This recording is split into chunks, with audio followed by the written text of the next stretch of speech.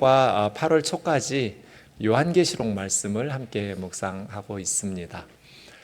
오늘 우리가 살펴볼 5장 말씀은 본론부에 해당하는데, 요한계시록은 4장에서 16장까지가 본론이에요.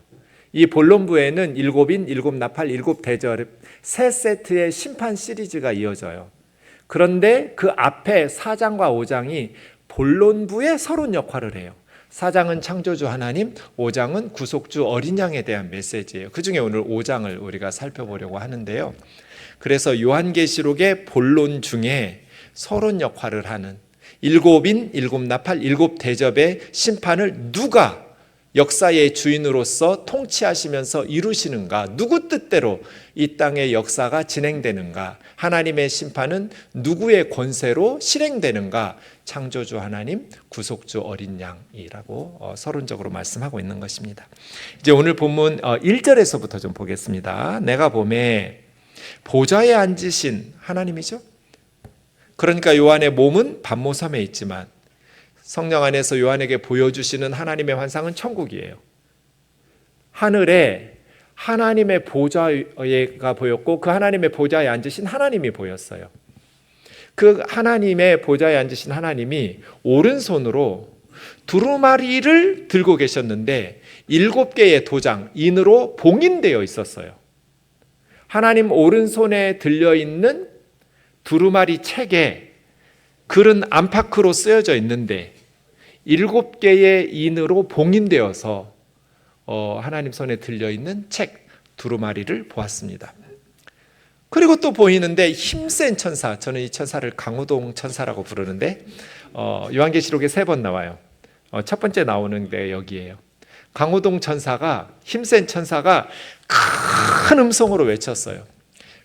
왜냐하면 이 천사가 하는 말을 온 땅이 들어야 되기 때문에, 그냥 가까이 있는 사람들만 들리도록 보통의 목소리가 아니라 온 세상 사람들이 다 들을 수 있도록 큰 소리로, 화통 삶아먹은 소리로 못 들은 사람 없도록 외쳤어요. 누가 저 하나님 오른손에 들려있는 두루마리 책을 받아가지고 그 책의 인을, 도장을 하나씩 떼어가면서 이것을 펼쳐서 볼 수 있냐는 거예요. 우리 성경은 순서가 바뀌어 있지만 두루마리를, 인을 떼야 펼쳐 볼 텐데 어쨌든 누가 이 두루마리를 펴서 읽을 수 있냐, 그리고 누가 저 두루마리의 7개의 인을 뗄 수 있는 자격을 갖춘 이가 누구냐. 강호동 천사가 큰 소리로 외쳤어요. 근데 3절에 보니까 하늘 위에도 없고요, 땅 위에도 없고요, 땅 아래도 없어요. 하늘 위에, 땅 아래 온 우주 만물이 다 들을 수 있도록 힘센 강호동 천사가 화통 삶아먹은 소리로 크게 외쳤는데 아무도 하나님 오른손에서 두루마리를 취해서 그 인을 띠면서 봉인된 내용들을 펼쳐가면서 볼 사람이 없다는 거예요. 그래서 반모섬에 있었던 요한이 그 환상을 보면서 펴거나 보거나 하기에 합당한 자격을 갖춘 사람이 없다라는 것을 알고 대성통곡하면서 크게 울었어요. 요한은 왜 울었을까요? 하나님 오른손에 있는 책을 도대체 거기에 무슨 내용이 기록되어 있길래 그 봉인된 인들을, 도장들을 떼어가면서 펼쳐서 보는 게 무엇을 의미하길래 그것을 할 사람이 없다는 것을 알고 요한은 이렇게 슬프게 울고 있을까요? 5장에 나와 있는 이 책 두루마리는 하나님의 심판과 구원의 계획이 기록된 내용이에요. 그러니까 하나님 나라의 완성이 악인에 대한 심판과 하나님의 백성에 대한 구원으로 이루어져요. 요한계시록의 본론이에요. 7인, 7나팔, 7대접은 하나님을 대적하여 높아진 악인들에 대한, 불신자들에 대한 심판과 끝까지 박해 가운데에서도 하나님을 믿고 따르는 성도들에 대한 구원의 완성으로 이루어져요. 이것이 하나님 나라의 완성이에요. 이렇게 말하는 것은 에스겔서와 다니엘서에 기록되어 있는 내용이기 때문에 그래요. 에스겔 선지자가 보았던 에스겔서의 두루마리나 다니엘서에 나오는 두루마리도 안팎으로 쓰여져 있었고 인으로 봉인되어 있었는데 세상의 심판에 대한 메시지를 가지고 있었고 그 가운데에서 박해받고 있는 성도들의 구원에 대한, 악에 대한 심판과 의에 대한 구원으로 이루어져 있는 내용들이었어요. 그래서 요한이 구약의 성경을 알고 있는 사도니까 하나님의 심판과 하나님의 구원의 완성을 위한 하나님의 계획을 담고 있는 이 두루마리를, 책을 받아서 그 인을 떼어가면서 그 안에 기록된 내용들을 실행시켜야 하나님 나라가 완성이 되는데 누구도 할 사람이 없다는 거예요. 그래서 이 책은 하나님 나라의 기업에 대한 하나님의 약속, 언약의 약속으로 이해해야 돼요. 그 책에 기록된 내용이 하나님께서 약속하신 하나님의 약속과 관련되어 있어요. 하나님 나라, 천국의 유업을 주시겠다는. 기본적으로 하나님 나라의 기업은 사람들에게 하나님께서 주시마 약속하신 것이기 때문에 사람들이 받아서 그 내용을 실행해야 돼요. 그래야 역사의 구원, 완성이 이루어져요. 근데 어떤 사람도 하나님의 손에서 그 책을 받아서 그 책에 기록된 내용을 실행시킬 사람이 없다는 거예요. 그러니까 요한은 하나님의 영광스러운 계획을 실현시킬 사람이 없다는 것을 알고, 그럼 하나님의 구원 계획이, 하나님 나라의 약속의 성취가 이루어지지 못한다라는 절망 속에서 슬퍼하면서 대성통곡하고 있었던 거예요. 저 하나님의 영광스러운 계획이 성취돼야 되는데, 하나님의 백성들이 초대교회 가운데 이렇게 박해를 받고 죽어가고 있는데, 순교를 당하고 있는데, 하나님의 구원과 악에 대한 하나님의 심판이 실행되지 못하면 교회와 성도들은 어떤 소망을 가지고 살아요? 그렇게 절망 가운데에서 슬픔 속에 대성통곡을 한 것이죠. 그러고 있을 때 5절에 보면 24장로 중에 한 사람이 울지 마라. 요한아 울지 마라. 유다의 사자 다윗의 뿌리가 승리했다. 이겼다. 그래서 그가 저 하나님의 오른손에 있는 두루마리와 7인을 떼실 것이다. 두루마리를 받아서 7인을 떼신다는 건 무슨 뜻이에요? 하나님의 영광스러운 계획을 실행시킬 것이다. 근데 그가 누구인가? 유다 지파의 사자 다윗의 뿌리예요. 다윗의 자손으로 유다 지파 족속 중에 하나님의 구원과 심판의 계획을 실행할 자격을 갖춘 자가 유다 지파에 있다. 다윗의 뿌리 중에 있다. 그가 승리했기 때문에 인을 뗄 자격을 갖추었다는 것이죠. 그래서 요한이 보니까 6절에 한 어린 양이 보좌와 내 생물과 장로들 사이에 서 있다가 보좌 앞으로 나가는 거예요. 그런데 가만 보니 이 어린 양은 일찍이 죽임을 당한 것 같아요. 그러니까 어린 양이 이겼으니, 승리한 이유는 전쟁에 싸워서 죽여서 이기고 승리한 것이 아니라 죽임을 당해서 이기고 승리한 거예요. 이 어린 양의 승리는 죽임을 당했기 때문에, 일찍이 죽임을 당한 어린 양이 보좌 앞으로 나아가서 하나님 오른손에 두루마리 책을 받고 있는데 그가 승리했다는 거예요. 그런데 그 어린 양에게는 뿔이 7개예요. 뿔은 힘과 능력, 권세를 상징해요.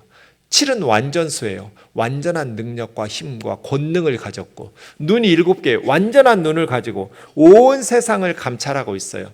하나님의 7 영, 성령 안에서. 그러니까 예수님께서 네가 너무나 오지에 살고 있어서 내가 너를 못 봤네, 이런 사람은 없어요. 7 눈으로 주님은 온 세상을 감찰하고 있어요. 온 땅을. 속속들이 우리 마음 속까지 다 알고 계세요. 그 어린 양이 보좌에 앉으신 하나님의 오른손에 있는 두루마리를 취하셨어요. 어린 양이 오른손에 두루마리를 취하시고 인을 떼시기 시작하시는데, 어린 양이 두루마리를 취하셨다라는 것은 무슨 뜻이에요? 어린 양이 하나님의 구원과 심판의 계획을 실행하신다는 거예요. 하나님의 영광스러운 인류 역사의 계획을 성취하고 실행하신다. 그럼 이 어린 양이 누구냐? 유월절 어린 양과 이사야 53장에 털 깎는 자 앞에 잠잠했던 도수장으로 끌려가는 어린 양이에요. 유월절 어린 양은 죽임 당하는 이스라엘 백성 대신 희생당해서 피를 뿌리고, 그 어린 양의 피를 볼 때 죽음의 천사가 넘어가서 패스 오버, 유월절이에요. 하나님의 거룩한 진노를 어린 양의 피로 막아낸 거예요. 액땜하듯이. 어린 양의 피를 보고 그 안에 있는 고센 땅의 이스라엘 백성들은 죽임을 당하지 않고 살아날 수 있었어요.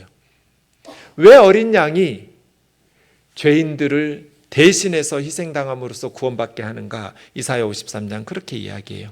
우리는 다 양 같아서 그릇 행하여 각기 제 길로 갔거늘 여호와께서는 우리 모두의 죄악을 그에게 담당시키셨도다. 그가 곤욕을 당하여 괴로울 때도 그의 입을 열지 아니하였으며 마치 도수장으로 끌려가는 어린 양처럼, 털 깎는 자 앞에 잠잠한 어린 양처럼 그의 입을 열지 않았다. 왜 죽임을 당하는가? 우리 모두의 죄악을 하나님께서 그에게 담당시키셨기 때문이에요. 저와 여러분의 죄를 대신해서 예수님이 죽임을 당한 거예요. 도수장에 끌려가는 어린 양처럼 세상 죄를 짊어지고 하나님의 저주와 심판을 받으셨기 때문에 일찍이 죽임을 당한 것 같더라. 그래서 그 어린 양이 우리를 위해서 하나님의 구원, 하나님 나라의 약속을 우리에게 선물로 줄 수 있는 하나님의 영광스러운 구원의 계획을 실행할 수 있는 자격을 갖춘 거예요. 그래서 십자가 사건이 어린 양 예수 그리스도에게 인을 떼시고 그 인의 책을 열어서 기록된 내용들을 실행시키는, 하나님의 구원과 심판의 계획을 실행시키는 자격을 부여받게 한 거예요. 십자가 사건 때문에. 일찍이 죽임을 당한 것 같더라. 어린 양이 이겼으니, 죽임을 당함으로써 승리하셔서 어린 양 예수 그리스도께서 하나님의 구원과 심판의 영광스러운 계획을 실행시킬 수 있는 자격을 부여받은 거예요.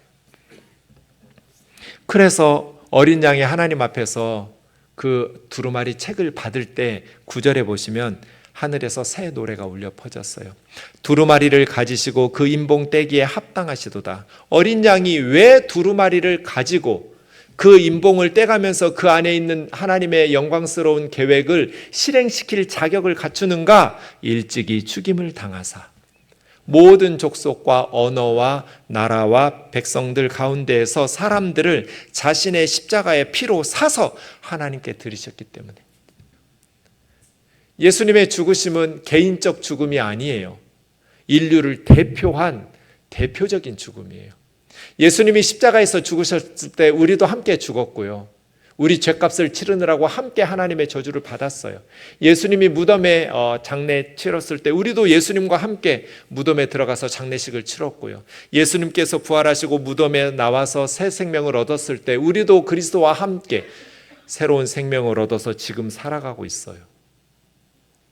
그리스도 안에서 예수님이 우리 대신 우리를 대표해서 십자가에 죽으시고 부활하셨기 때문에 저와 여러분도 예수님 안에서 예수님과 같은 자격을 얻게 된 거예요.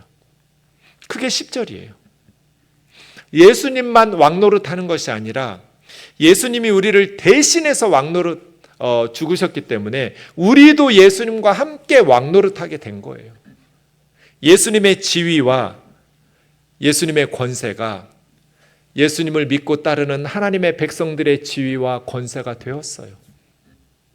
그래서 우리가 하나님을 섬기는 하나님 앞에서 하나님 나라가 되고 왕같은 제사장이 되었어요. 우리는 죄 지은 것밖에 없는데 예수님의 은혜로 하나님께서 다시 자기 피로 우리를 사서 하나님께 드리심으로 우리가 하나님 앞에서 살아가는 천국의 유업을 이윽고 하나님 나라를 그리스도와 함께 다스리면서 주인 노릇하면서 살아가는 하나님의 나라 제사장이 되었어요. 요한이 이것을 본 거예요. 그런데 예수님께서 하나님의 오른손에서 두루마리 책을 받는 7절과 이 9절에 새로운 노래들이 울려 퍼지는 사이 8절에 특이한 내용이 하나 들어있어요. 8절을 보겠습니다. 예수님께서 두루마리를 취하실 때 네 생물과 24장로들이 어린 양 예수님 앞에 엎드려서 검은고와 향이 가득한 금대접을 가지고 있었어요. 그런데 그 금대접 안에 있는 향이 성도들의 기도들이었어요. 여러분, 이 8절 내용이 왜 들어있을까요? 7절에서 예수님께서 하나님의 오른손에서 두루마리 책을 취하시고 9절에 찬양으로 넘어가도 될 것 같은데 그 사이에 8절에 기도하는 내용이 왜 삽입되어 있을까요? 어린 양이 하나님의 오른손에서 두루마리 책을 취하시고 그 인을 떼면서 하나님의 영광스러운 구원 계획을 완성하기 위해서는 8절에 성도들의 기도가 있었다는 뜻이에요. 그러니까 성도들의 기도에 대한 응답으로 어린 양을 통한 하나님의 구원이 완성된다는 거예요. 에스겔 36장 36절에서 37절 같이 읽겠습니다. 시작. 너희 사방에 남은 이방 사람이 나 여호와가 무너진 곳을 건축하며 황폐한 자리에 심은 줄을 알리라. 나 여호와가 말하였으니 이루리라. 주 여호와께서 이같이 말씀하셨느니라. 그래도 이스라엘 족속이 이같이 자기들에게 이루어 주기를 내게 구하여야 할지. 지금 에스겔은 예루살렘 멸망하고 바벨론 포로지에서 선지자 사역을 감당하고 있는 사람이에요. 그 에스겔 선지자에게 이스라엘이 다시 예루살렘으로 돌아오고 포로 귀환이 일어나서 황폐했던 자리에 다시 건축과 또 이스라엘이 회복되는 그러한 역사가 이루어질 거라고 말씀하셨어요. 에스겔 선지자를 통해서 하나님께서 포로지에 있는 유대인들에게 하나님의 말씀을 선포하셨어요. 나 여호와가 말하였으니 이루리라. 하나님이 말씀하셨으니까 이루어지겠죠. 그런데 37절 보세요. 주 여호와께서 이같이 말씀하셨느니라. 그래도 하나님이 말씀하셨으니까 이루어지겠죠. 그래도 이스라엘 족속이 이같이 자기들에게 이루어주기를 나에게 구하여야 할지라. 이게 무슨 뜻이에요, 여러분? 하나님께서 예수님 재림하신다고 말씀하셨어요. 언젠가 오시겠죠. 그래도 하나님이 말씀하셨으니 이루어질 거예요. 그래도 하나님의 백성들이 예수님이 다시 오셔서 하나님 나라를 완성하신다는 심판과 구원의 계획을 성취하실 것을 하나님께 이루어주기를 기도해야 된다는 거잖아요. 기도는 해도 되고 안 해도 되는 게 아니에요. 하나님 뜻대로 알아서 하시겠지. 기도하든지 안 하든지 그건 성경을 모르는 사람이에요. 하나님께서 말씀하셨어도 하나님의 백성들이 하나님이 약속하신 말씀이 이루어지도록 기도해야 돼요. 하나님은 그 기도를 들으시고 하나님이 약속하신 말씀을 이루시는 분이에요. 하나님이 우리에게 약속하신 게 모든 족속에게 복음이 전파된다고 그랬어요. 모든 족속에게 복음이 전파되겠죠. 그 후에 주님이 다시 오시겠죠. 그래도 우리는 어떻게 해야 돼요? 모든 족속에게 복음이 전파되도록 기도해야 돼요. 그리고 주님이 다시 오셔서 악에 대한 심판과 이 슬픔과 눈물과 사망의 고통이 있는 이 악한 세상들에 대한 심판과 하나님의 백성들의 구원의 완성을 이루도록 기도해야 돼요. 저와 여러분이 기도해도 기도 안 해도 하나님이 알아서 하시겠지. 아니에요. 하나님의 말씀이 이루어지려면 우리가 하나님 앞에 구하며 기도를 해야 돼요. 기도 안 하면요, 안 이루어져요. 늦춰져요. 하나님은 우리의 기도에 응답하시는 방식으로 일하세요. 하나님이 말씀하셨으니 이루어지겠죠. 그래도 하나님의 백성이 자기들에게 이루어 주시기를 하나님께 구하여야 할지라. 8절에서 하나님의 백성들이 기도했어요. 금 대접으로 하나님 앞에 기도가 향기나는 향기로운 연기로 향연으로 올라가고 있었어요.